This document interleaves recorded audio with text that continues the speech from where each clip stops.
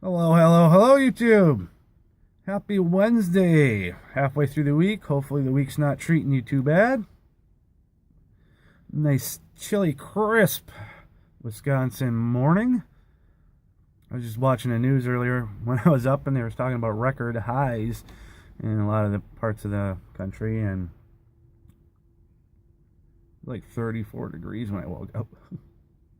But it's going to get up to about 50 today, which is actually kind of, it's a little bit on the warmer side for us. It's not too bad. So, anywho, moving on. Still smoking out of the last cob mod, and inside, I made some cake. That's right. I pressed my first cake, and I'm calling it Dark Velvet Cake.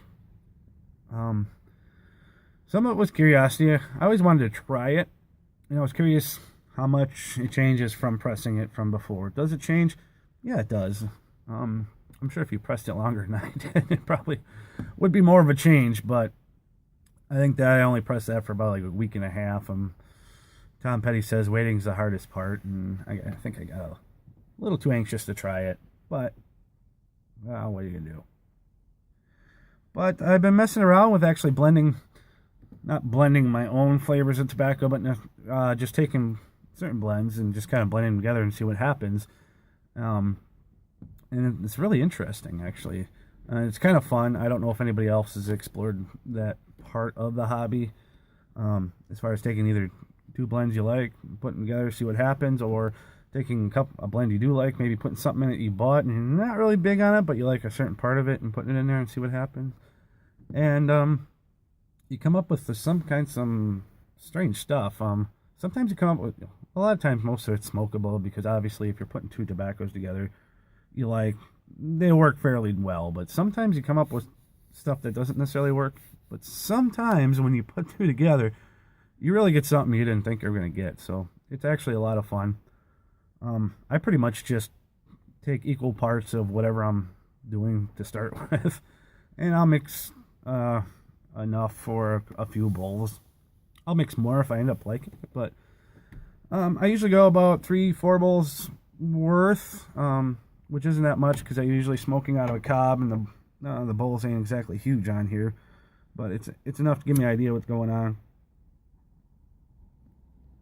And then I usually write down what I thought of it. And what I was drinking at the time, which is usually either coffee or water. And found out that really can actually change the tobacco.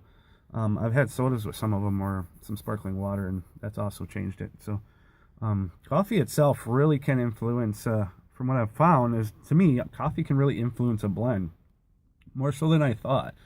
It actually can bring out certain notes in certain tobaccos more than you would think.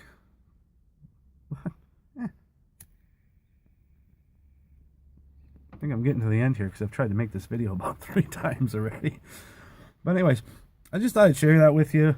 I'm just curious how many of you guys actually have played around with mixing tobaccos up. Not your own blends per se, from just, certain, not just having like Burley Virginias and then mixing it all together and then calling your own blend. I mean, taking blends that you like and putting them together and seeing what happens.